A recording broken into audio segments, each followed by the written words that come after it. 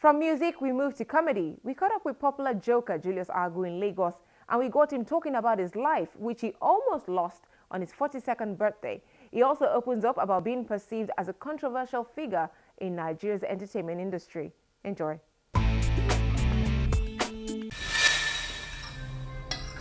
Come. Is this all you do in this house? Honey, how are you? What phone? Is this all you do in this house? Why not wake up and go and look for a job? Honey, I'm sorry. At least I will eat. You will eat. Look at you. You're in shape. Eat. That's all you do in this house. Finish my food and you're in shape, rounded. I can't take it anymore. Honey, I'm sorry, but... No, you don't have to be. You don't have to be sorry. Just pack all your things. The story of front-running Nigerian comedian Julius Agwu comes with many twists. Over the course of his career, he has gone from starting as an actor to being a comedian, and in between has had some attention as a performing musician. Devil, it will not be better for you, devil. Devil, you liar. Now, Julius stands as a highly religious man, and this is after his widely reported brain surgery. On his 42nd birthday, the man, also known as the Genius, almost lost his life. 7th of April last year was my 42nd birthday. Then we cut cake. Some of my boys brought cake, for me to celebrate and everything. And then I went back home and had this terrible seizure that was later reported to me by my wife. In that condition, she rushed me to the hospital. On getting there, I was in coma. After trying, the doctor tried, put oxygen, tried CPR, was administered, everything. I wasn't coming back. He gave up and actually asked my wife to call my elder sister, who happens to be a deaconess in Redeemed Church. And coincidentally, she was in a fellowship. And she was told, sorry, we have done everything we could. He's not coming back. So God knows best. And the doctor was like, that's it. Later, I heard they wanted to put me in mortuary. Not until the man of God, one canon opera that headed, the fellowship that my sister attended, just said, look, that's your report, that's not God's report. And they went into serious prayers, and God intervened and gave me a second chance. That's what I call it. That birthed a turning point in his life, and he made a strong career redefining resolution. It's the fact that I would not do anything to edify the devil anymore. My concern is that I would do more godly things. How will it affect your relationship with your colleagues? Well, the way it will affect them is for those of them who do not see that light. It is about time. We need to first realize that this talent was given to us by God, the Creator, the only living God. So many of my colleagues started from their craft from the church. A lot of us started from there. So many of us. And then what? The chase, the craving, the materialistic craving, the worldly things now made a lot of people forget that, oh, now God give me this talent. That was exactly why I started Laugh for Christ's Sake.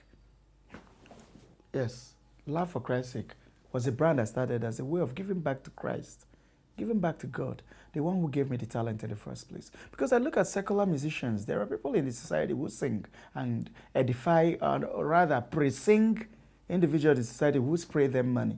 They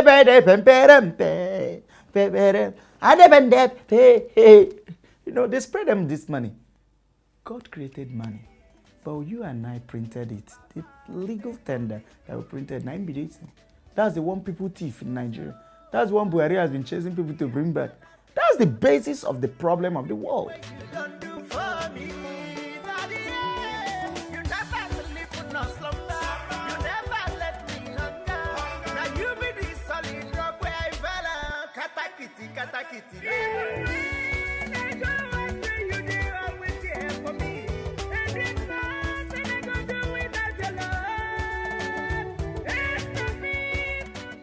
Shortly after his surgery, Julius made headlines across media platforms for ranting angrily about his friends and colleagues.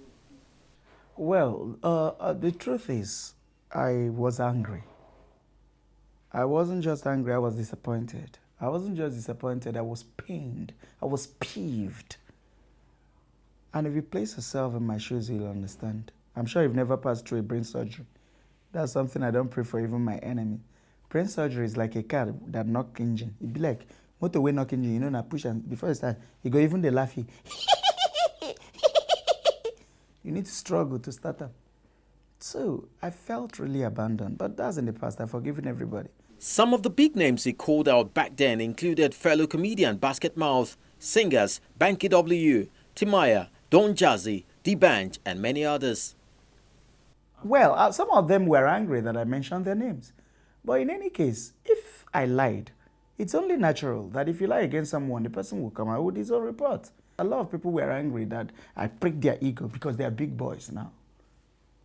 Big boys that cannot at least tell their story where they started from.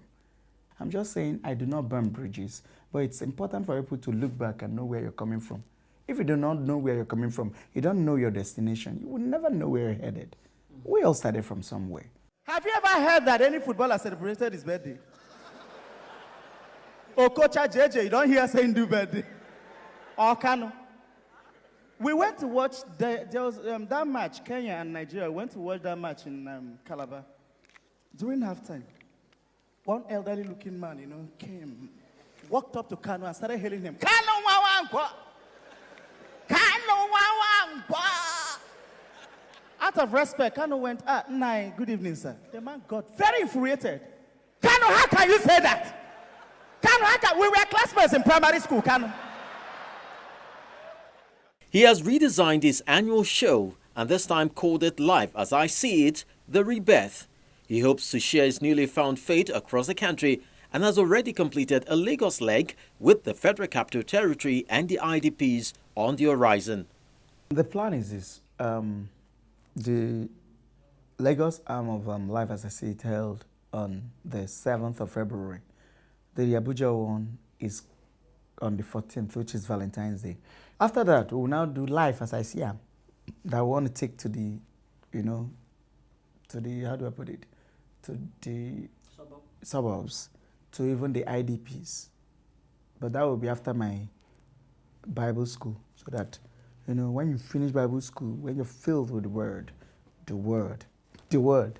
even devil will see you in a team song they play for your head. From a distance. Julius maintains his enchanting and laugh-provoking demeanor, which has endeared him to many. And as he opens up this new chapter of his life, fans can heave a sigh of relief, for in the background is the same old Julius the Genius.